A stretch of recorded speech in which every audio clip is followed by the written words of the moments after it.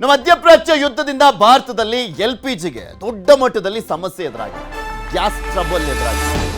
ಸಂಕಷ್ಟದ ಮಧ್ಯೆ ಭಾರತದತ್ತ ಮತ್ತೆರಡು ಎಲ್ಪಿಜಿ ಹಡಗುಗಳು ಬರ್ತಾ ಇದಾವೆ. ಪರ್ಷಿಯನ್ ಕೊಲ್ಲಿಯಿಂದ ಭಾರತದತ್ತ 2 ಹಡಗುಗಳು ಬರ್ತಾ ಇದಾವೆ. ಹರ್ಮುಜ್ ಅನ್ನ ದಾಟ್ಕೊಂಡು ಎಲ್ಪಿಜಿ ಟ್ಯಾಂಕರ್ಗಳಾಗಿರುವಂತ ಪೈನ್ ಗ್ಯಾಸ್ ಮತ್ತು ಜಗ್ ವಸಂತ್ ಅನ್ನುವಂತ 2 ಹಡಗುಗಳು ಬರ್ತಾ ಇರುವಂಥದ್ದು ಭಾರತದತ್ತ. ಹರ್ಮುಜ್ ಗಡಿಯನ್ನ ದಾಟಿ ಬರ್ತಾ ಇರುವಂಥದ್ದು ಈ 2 ಹಡಗುಗಳು. ಮಾರ್ಚ್ 27 ಮತ್ತು 28ರಂದು ಭಾರತಕ್ಕೆ 2 ಹಡಗುಗಳ ಎಂಟ್ರಿ ಆಗುತ್ತೆ. ಶುಕ್ರವಾರ ಶನಿವಾರ 2 ಹಡಗುಗಳು ಬರ್ತವೆ. ಅದು ಇರುವಂಥ ಸಮಸ್ಯೆಯನ್ನು ಎಷ್ಟು ಮಟ್ಟಿಗೆ ಬಗೆಹರಿಸ್ತವೆ ಅನ್ನುವಂಥದ್ದು ಕಾದು ನೋಡಬೇಕು. ಇಲ್ಲಿ ಪ್ರೊಡಕ್ಷನ್ ಎಷ್ಟೇ ಜಾಸ್ತಿ ಮಾಡಿದ್ರೂ ಕೂಡ ಅದಕ್ಕೆ ಟೈಮ್ ಬೇಕಾಗುತ್ತೆ. ಕ್ರೂಡ್ ಆಯಿಲನ್ನು LPG ಮಾಡಿ ಅದನ್ನು ನೆಕ್ಸ್ಟು ಸಿಲಿಂಡರ್ಗಳಿಗೆ ತುಂಬಿಸೋದಕ್ಕೆ ಟೈಮ್ ಬೇಕಾಗುತ್ತೆ. ಈ ಮುಂಚೆ ಒಂದು 2 ಬಂದಿದ್ವಲ್ಲ, ಆ 2 ಡೈರೆಕ್ಟ್ LPG ಡೈರೆಕ್ಟ್ ಅದು ಸಿಲಿಂಡರ್ಗೆ ತುಂಬಿಸುವಂಥದ್ದು. ಸೊ ಆ ರೀತಿಯಾಗಿ LPG ಡೈರೆಕ್ಟ್ ಆಗಿ ಬಂದ್ಬಿಟ್ರೆ ಸ್ವಲ್ಪ ಸಮಸ್ಯೆ ಬಗೆಹರುತ್ತೆ. ಇಲ್ಲ ಅಂದ್ರೆ ಮತ್ತಷ್ಟು ಬಿಗಡಾಯಿಸ್ತಾ ಟೈಮ್ ಬೇಕಾಗುತ್ತೆ. ಅದೇ ಸಮಸ್ಯೆ ಆಗ್ತಿರೋದು. ನಮಗೆ ಕತಾರ್ನಿಂದ ಕುವೈತ್ನಿಂದ ಎಲ್ಲ ಬರ್ತಾ ಇದ್ದು ಡೈರೆಕ್ಟ್ LPG.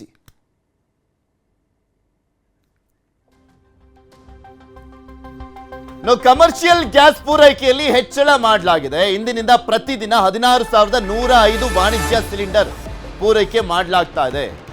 ನಿನ್ನೆ ಆಹಾರ ಸಚಿವ ಮುನಿಯಪ್ಪ ಅವರು ಹೇಳ್ತಾ ಇದ್ರು, ರಾಜ್ಯದಲ್ಲಿ ಎಷ್ಟು ಬೇಡಿಕೆ ಇದೆ, ಪ್ರತಿದಿನ ಎಷ್ಟು ಪೂರೈಕೆ ಆಗ್ತಾ ಇದೆ, 20% ಅಷ್ಟು ಬರ್ತಾ ಇಲ್ಲ. ಸೆಂಟ್ರಲ್ ಗೌರ್ಮೆಂಟ್ ಇಂದ ಕೊಡ್ಲಾಗ್ತಾ ಇಲ್ಲ, 20% ಅಷ್ಟು ಕೂಡ ಕೊಡ್ಲಾಗ್ತಾ ಇಲ್ಲ ಅವ್ರಿಗೆ ಅಂತ. ನಾವು ಎಕ್ಸ್ಪೆಕ್ಟ್ ಮಾಡ್ತಾ ಇದ್ದಿದ್ದು 50%, ಆದರೆ ಅವ್ರು ಕೊಡ್ತಾ ಇರುವಂಥದ್ದು 20% ಅಂತ.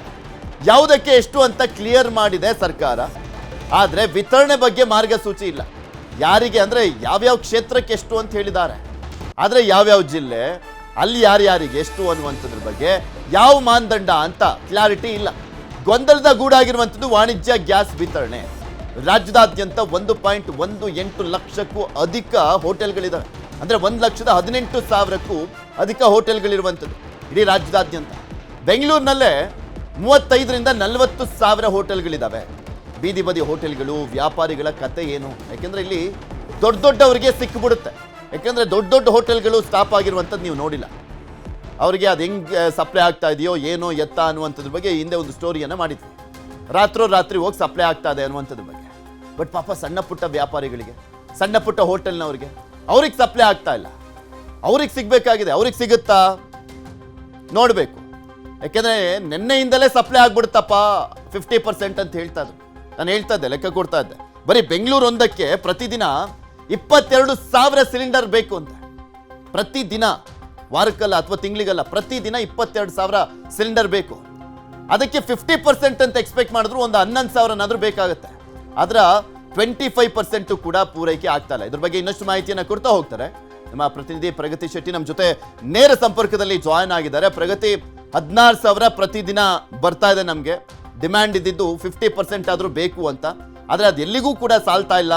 ಯಾವ್ಯಾವ ಕ್ಷೇತ್ರಕ್ಕೆ ಎಷ್ಟೆಷ್ಟು ಅಂತ ಹೇಳಿದ್ರು, ಬಟ್ ಯಾವ ಜಿಲ್ಲೆಗೆ, ಅಲ್ಲಿ ಯಾವ್ಯಾರಿಗೆ ಯಾವ ಪ್ರಯಾರಿಟಿ ಮೇಲೆ ಕೊಡ್ತೀವಿ ಅನ್ನುವಂಥದ್ರ ಬಗ್ಗೆ ಕ್ಲಾರಿಟಿ ಇಲ್ಲ. ಇದು ಇನ್ನಷ್ಟು ಯಾವ ರೀತಿಯ ಗೊಂದಲವನ್ನ ಉಂಟು ಮಾಡ್ತಾ ಇದೆ ಅಂತ. ಪೃಥ್ವಿ, ಇದೇ ವಿಚಾರವಾಗಿ ಸಾಕಷ್ಟು ಗೊಂದಲಗಳು ಕ್ರಿಯೇಟ್ ಆಗ್ತಾ ಇದೆ. ಅಂದ್ರೆ ಕಮರ್ಷಿಯಲ್ ಸಿಲಿಂಡರ್ 16,105 ಸಿಲಿಂಡರ್ ಅನ್ನ ಡಿಸ್ಟ್ರಿಬ್ಯೂಟ್ ಮಾಡ್ತೀವಿ ಅನ್ನುವಂತಹ ವಿಚಾರವನ್ನ ಸಚಿವರು ಹೇಳಿದ್ದಾರೆ ಹೊರತು ಇದು ಯಾವ ರೀತಿಯಾಗಿ ವಿತರಣೆ ಮಾಡ್ತಾರೆ, ಅದಕ್ಕೊಂದು SOP ಇಲ್ಲ, ಅದಕ್ಕೊಂದು ಮಾರ್ಗಸೂಚಿ ಇಲ್ಲ, ಯಾರಿಗೆ ಏನೋ ಪ್ರಿಫರೆನ್ಸ್ ಇರುತ್ತೆ, ಅದೆಲ್ಲವುದ್ರ ಬಗ್ಗೆ ಸ್ವಲ್ಪ ಗೊಂದಲ ಇದೆ. ಅಂದ್ರೆ ಪ್ರಯಾರಿಟಿ 3ರಲ್ಲಿ ಈಗ ಹೋಟೆಲ್ ಉದ್ಯಮ ಬರುತ್ತೆ. ಕಳೆದ ಬಾರಿ ಇವ್ರು ಏನು 1,000 ಸಿಲಿಂಡರ್ ಅನ್ನ ಕೊಟ್ಟಿದ್ರು, ಆ ಸಲ ಕೇವಲ hotel, dhaba, restaurant, industrial canteen ಮಾತ್ರ ಪ್ರಯಾರಿಟಿ 3ರಲ್ಲಿ 1,000 ಸಿಲಿಂಡರ್ ಅನ್ನ ಮೀಸಲಿಡಲಾಗಿತ್ತು. ಆದ್ರೆ ಈ ಸಲ ಪ್ರಯಾರಿಟಿ 3ರಲ್ಲಿ hotel, dhaba, restaurant, industrial canteens, ಜೊತೆಗೆ ಇಂದಿರಾ ಕ್ಯಾಂಟೀನ್ಸು, KMF, ಕಾರ್ಪೊರೇಟ್ ಕಂಪನಿಗಳ ಕ್ಯಾಂಟೀನ್ಸು, ಆಮೇಲೆ ಕಮ್ಯುನಿಟಿ ಕಿಚನ್, ಇವೆಲ್ಲವೂ ಕೂಡ ಇದರಲ್ಲೇ ಇನ್ಕ್ಲೂಡ್ ಆಗಿದೆ. ಇದರಲ್ಲಿ ಇಂದಿರಾ ಕ್ಯಾಂಟೀನ್ಗಳಿಗೆ ಮೊದಲ ಆದ್ಯತೆಯನ್ನು ಕೊಡಲಾಗುತ್ತೆ, KMFಗೆ ಮೊದಲ ಆದ್ಯತೆಯನ್ನು ಕೊಡಲಾಗುತ್ತೆ. ಈಗ ನಾನು ಲಿಸ್ಟ್ ಹೇಳಿದೆ, ಇವರೆಲ್ಲರಿಗೂ ಸೇರಿ 10,000 ಸಿಲಿಂಡರ್. ಈ 10,000 ಸಿಲಿಂಡರ್ ಮತ್ತೆ ಹೆಂಗೆ ಬೈಫರ್ಗೇಟ್ ಆಗುತ್ತೆ ಅಂದ್ರೆ, ರಾಜ್ಯದ ರಾಜ್ಯದಲ್ಲಿ ಸುಮಾರು 1 ಲಕ್ಷ ಹೋಟೆಲ್ಗಳಿವೆ. ಬೆಂಗಳೂರಿನಲ್ಲೇ ಸರಿಸುಮಾರು 43ರಿಂದ 45 ಸಾವಿರ ಹೋಟೆಲ್ಗಳಿವೆ. ಈ ಹೋಟೆಲ್ಗಳಲ್ಲಿ 10,000 ಸಿಲಿಂಡರ್ ಪೈಕಿ ಕೇವಲ 33% ಮಾತ್ರ ಇವರಿಗೆ ಸಿಗುತ್ತೆ.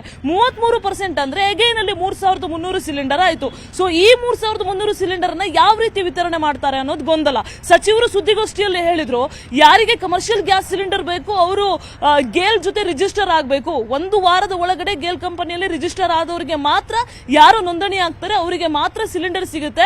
1 ವಾರದವರೆಗೆ ಅವಕಾಶವನ್ನ ಕೊಡ್ತೀನಿ ಅಂತ ಹೇಳಿದ್ರು. ಆದ್ರೆ ರಿಜಿಸ್ಟರ್ ಆಗುವಂತಹ ಪ್ರೋಸೆಸ್ ಹೇಗೆ ಅನ್ನುವಂಥದ್ದು ಇದುವರೆಗೂ ಕೂಡ ಬೀದಿ ಬದಿ ವ್ಯಾಪಾರಿಗಳಿಗೆ ಗೊತ್ತಾಗ್ಲಿಲ್ಲ. ಸೊ ಇದೆಲ್ಲವೂ ಕೂಡ ಗೊಂದಲ ಇದೆ. ಅಂದ್ರೆ ಆ ಪ್ರಕ್ರಿಯೆಗಳ ಬಗ್ಗೆನೇ ಅವ್ರಿಗೆ ಗೊತ್ತಿಲ್ಲ. ಸೊ ಇಲ್ಲಿ ದೊಡ್ಡ ದೊಡ್ಡ ಹೋಟೆಲ್ ಅವರಿಗೆ ಹಾಗಾದ್ರೆ ಸಿಲಿಂಡರ್ ಸಿಗ್ತಾ ಹೋಗುತ್ತೆ. ಚಿಕ್ಕ ಚಿಕ್ಕ ಬೀದಿ ಬದಿಯಲ್ಲೂ ಕೂಡ ಕಮರ್ಷಿಯಲ್ ಗ್ಯಾಸ್ ಸಿಲಿಂಡರ್ನೇ ಬಳಕೆ ಮಾಡಬೇಕು, ಇಲ್ಲ ಅಂತಂದ್ರೆ ಅವ್ರ ಅಂಗಡಿಯನ್ನ ಎತ್ತಂಗಡಿ ಮಾಡಿಸ್ತೀವಿ ಅಂತ ಈಗಾಗಲೇ ಜಿಲ್ಲಾಧಿಕಾರಿಗಳು ವಾರ್ನಿಂಗ್ ಕೊಟ್ಟಿದ್ದಾರೆ. ಹಾಗಾದ್ರೆ ಇವ್ರದೆಲ್ಲ ಕತೆ ಏನು ಅನ್ನುವಂತಹ ಪ್ರಶ್ನೆ ಇದೆ. ಅದೆಲ್ಲದಕ್ಕಿಂತ ಜಾಸ್ತಿ ಈಗ IOC ಆಗ್ಲಿ ಅಥವಾ BPCL ಆಗ್ಲಿ HPCL ಆಗ್ಲಿ ಇವುಗಳಿಗೆಲ್ಲದಕ್ಕೂ ಕೂಡ 5,000 ಸಾವಿರ ಲೆಕ್ಕದಲ್ಲಿ 16,105 ಅಂತ ಅಂದ್ರೆ 5,000 ಸಾವಿರ ಲೆಕ್ಕದಲ್ಲಿ ಅವರೆಲ್ಲರಿಗೂ ಕೂಡ ಸಿಲಿಂಡರ್ ಅನ್ನ ಕೊಟ್ಟಿರುವಂತದ್ದು.